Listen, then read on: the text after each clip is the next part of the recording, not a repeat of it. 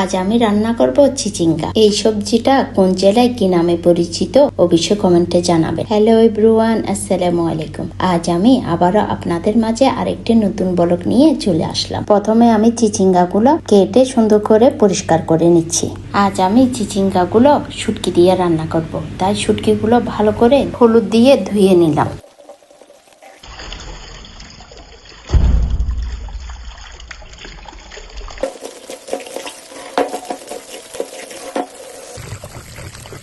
এবার পেঁয়াজগুলো কেটে নিব।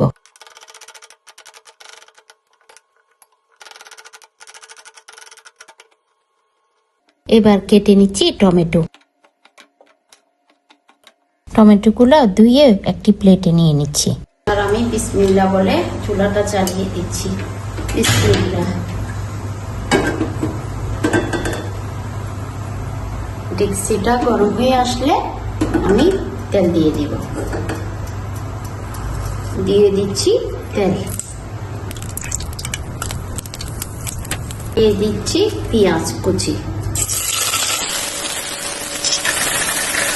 হালকা করে ভেজে নিব।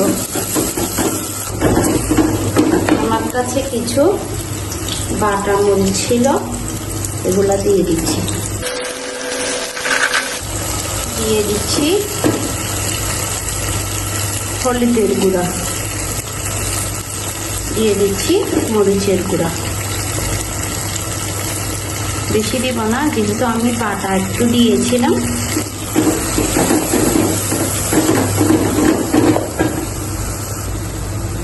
দিয়ে দিচ্ছি কয়েকটা কাঁচামরিচ, দিয়ে দিচ্ছি টমেটো, দিয়ে দিচ্ছি লবণ। এবার ভালো করে মশলার সাথে মিশিয়ে নিব। অল্প করে আমি গরম পানি দিয়ে দিব, যাতে করে মশলাগুলো একটু কষিয়ে নেওয়া যায়। এবার ঢাকনা দিয়ে ঢেকে দিব। এবার মশলাগুলো কষিয়ে এলে আমি ধুয়ে রাখা শুটকিগুলো দিয়ে দিব।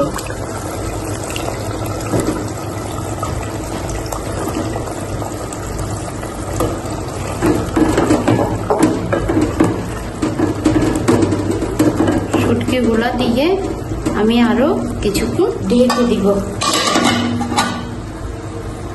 এবার কষিয়ে এলে আমি সবজিটা দিয়ে দিলাম। ভালো করে নেড়ে ছেড়ে মশলাগুলো একটু মিশিয়ে নিচ্ছি।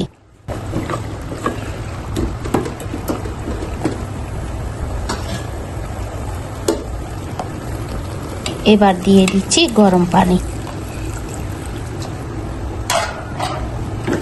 হালকা নেড়ে ছেড়ে ঢেকে দিব এবং 20 মিনিটের জন্য রান্না করব অল্প আছে।